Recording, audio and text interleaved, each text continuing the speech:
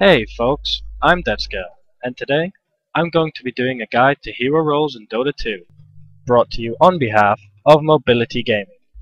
At first glance, Dota 2 can be a very confusing game, and if you're just jumping over from Dota 1 or Heroes of Newerth, you're probably already familiar with all of the in-game roles.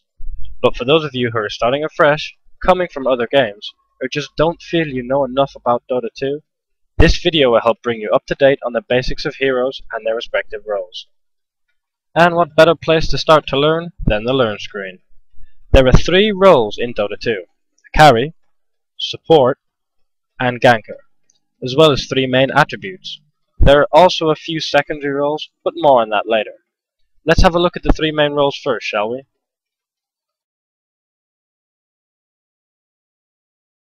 Carries are the heroes that carry the team to victory, or in other terms, they are the athlete of the team. Usually, they start out weak, but become a lot stronger later in the game. A carry hero depends on certain skills and items to reach their maximum potential, and having too many carries is generally a bad idea, as their dependency of items don't allow much in the way of sharing kills. I don't suggest this role for beginners, as being very weak early on tends to hurt someone who doesn't fully understand what his hero can and can't do, and in turn hurts his team. A good example of a carry is Anti-Mage.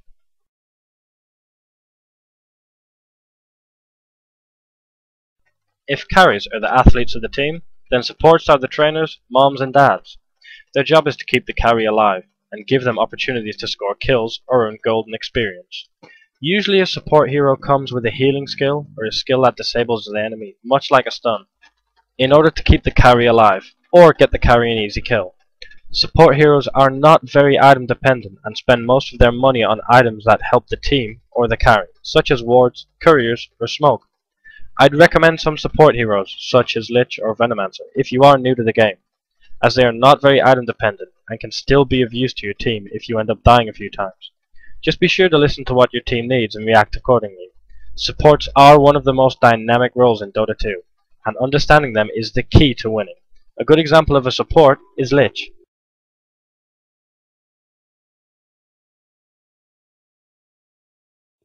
Gankers are usually the assassins of the team. They specialize in taking out an enemy hero fast. Usually they tend to be very dominant early game, but start to drop off late game. Their main target is usually the enemy team's carry, as delaying the enemy team's carry helps keep him weaker for longer. They are the complete opposite of a support. While a support focuses on defending their team and helping their carry advance, the gankers focus on killing the enemy team. Gankers are a kind of double-edged sword for new players, and I'd recommend you try one out just to see if you like them. They're the type of hero that if your playstyle is suited to them, you'll easily be picking up kills, but if not, you'll end up doing horribly. A good example of a ganker is Zeus. Now that we've seen the main roles, let's have a look at the secondary ones. Secondary roles fit into the 3 main roles, and usually every hero has some kind of secondary role. Secondary roles are not as vital as the main roles, but rather change the way a team or hero is played. Initiators are the type of hero that are made for big team fights. These are usually heroes that charge in first and have skills that either deal damage or disable in a big area. They also fit the tanking role, as they need to be able to get in and pop off their skills without dying in a flash. A very good example of an initiator is Tidehunter. Pushers are usually the type of hero that focus on pushing down creep waves and killing enemy towers. Their main objective is to put pressure on the enemy team, forcing them to come away from farming and come to defend their base. Pushers usually have skills that help them fortify allied creeps, summon minions, or instantly destroy enemy creep waves. A very good example of a pusher is Nature's Prophet. Junglers are the type of hero that kill neutrals at the start of the game, rather than lane. This allows for 2 solo lanes rather than just 1, and can give an advantage in terms of experience to the team. Junglers usually have skills that allow them to convert creeps, summon minions, or destroy creep cramps quickly. They're similar to pushers in this respect, but work differently in style. If you do happen to pick up a jungler, make sure the other heroes on your team can actually handle a solo lane. If your solo lane ends up having a hard time and giving kills to the enemy, then the advantage you had of having a jungler has just been thrown down the toilet. A good example of a jungler would be Shen. Tanks are one of my favorite classes in Dota. They're the meat of the team. They're the type of hero who wants all the attention. They usually have an insane amount of HP regeneration and armor, and can take high amount of damage while still living.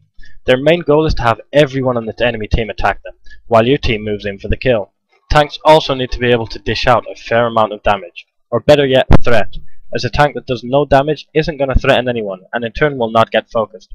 A good example of a tank is Axe.